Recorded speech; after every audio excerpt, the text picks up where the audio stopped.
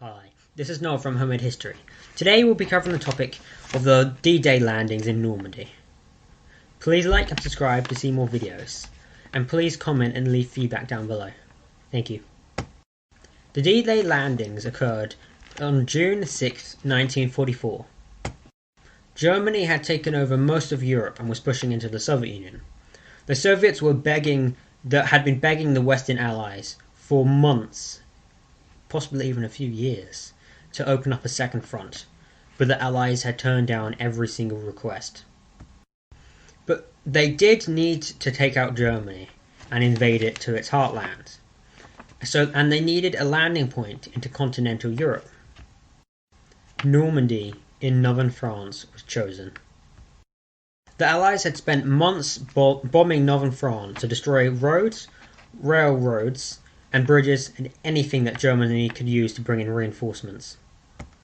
The Germans knew an invasion would come, but didn't know where, what its strength and size would be. Field Marshal Erwin Rommel commanded the German force in northern France. He believed that the only chance they had to beat the Allies was to defeat them while they were still at sea.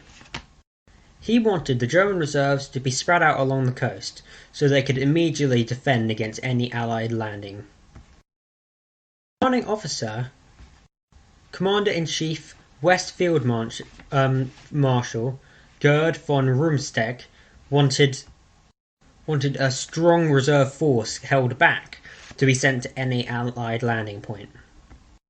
They settled on a compromise. They had that some of the reserves were kept into a unit near the Allied coast, near the Normandy coasts, but they can only be deployed with Hitler's permission. Allied landings involved 150,000 Allied troops. They could have brought in more, but they only had limited landing craft and paratroopers. They did have air and sea dominance though. There were 5 beachhead landings. The US landed at Utah and Omaha. The UK and Canada landed at Juneau, Sword, and Gold.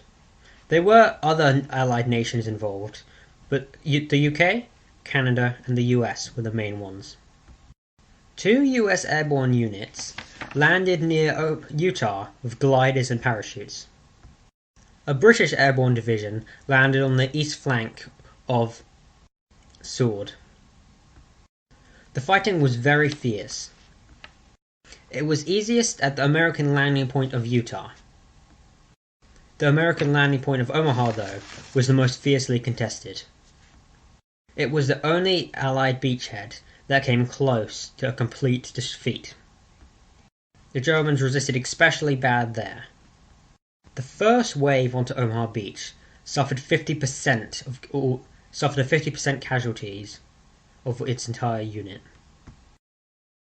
They needed to take a good amount of land so that they can bring in reinforcements.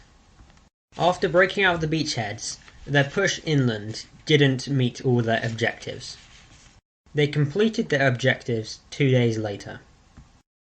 Because of course Germany wasn't going to help them across, so they didn't have harbours and oil pipes that they needed. So they laid underwater oil pipes to get to the tanks, and they brought in artificial harbours attached to the front of the ships. Allied casualties ranged from 4,000 to 9,000, whereas German casualties were at 10,000. D-Day relieved a lot of the pressure on the Soviet Union and helped them in their push towards Germany. And then there were some landings in southern France not too long later, and in Italy had already been landed in a year before. With all of these fronts pushing towards Germany, Germany could only watch as the Third Reich crumbled, and not even Erwin Rommel could prevent it. Soviets in the east, they were massacring the German army, and the Allies in the west, Germany knew they only had one chance to defeat the Allies in the west, and they took it at the Battle of the Ardennes. But as you will see in our other video, the Battle of the Ardennes was a failure for the Germans, and after that battle they could no longer hope to defeat the Western Allies. Thank you for watching. Please like and subscribe to see more videos. Please comment down below and leave feedback on which video if you liked the video and what video you'd like to see next, and if you would like to see a more detail on the Omaha beach landing. Thank you. Bye.